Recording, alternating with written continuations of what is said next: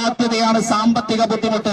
PSC ഉദ്യോഗാർത്ഥികളുടെ കാര്യം പറയുമ്പോൾ മാത്രം സാമ്പത്തിക ബുദ്ധിമുട്ടും ബാക്കിയുള്ള എയ്ഡഡ് സ്കൂളുകൾക്ക് എന്തനുവദിക്കാനും ഞാൻ ഈ തിരുവനന്തപുരം ജില്ലയിൽ തന്നെ 23-ാം തീയതി ജൂൺ മാസത്തിൽ DD ഇറക്കിയ ഒരു ഉത്തരവുണ്ട്.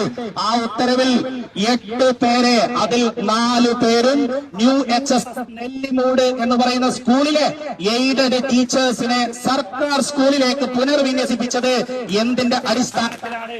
ഈ ന്യൂ HSS നെല്ലിമൂടിന് മാത്രം എന്ത് പ്രത്യേകതയാണുള്ളത്?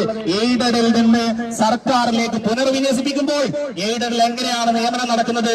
30-40 ലക്ഷം കോഴ കൊടുത്തുകൊണ്ട് എയ്ഡഡിൽ കയറി അവിടെ കുട്ടികൾ കുറയുമ്പോൾ അത് നേരെ സർക്കാർ സ്കൂളിലേക്ക് പുനർവിന്യസിപ്പിക്കാനാണെങ്കിൽ അതിനെയാണ് ഞങ്ങൾ ആദ്യം മുതലേ പറയുന്നത് പിൻവാതിൽ നിയമനം എന്നുള്ളത്. കാരണം ഏതൊരാൾക്കും 50 ലക്ഷം കൊടുത്തിട്ട് എയ്ഡഡിൽ കയറാനും അവിടുന്ന് കുട്ടികൾ കുറയുമ്പോൾ സർക്കാരിലേക്ക് മാറ്റിയിരുത്താനുമാണെങ്കിൽ ഈ സംവിധാനം തന്നെ പിരിച്ചുവിടണം. ഇതിന്റെ പേര് പബ്ലിക് സർവീസ് കമ്മീഷൻ എന്നാണ്. അവിടെ സർക്കാരിലിരിക്കുന്നതും പ്രതിനിധികളും പബ്ലിക്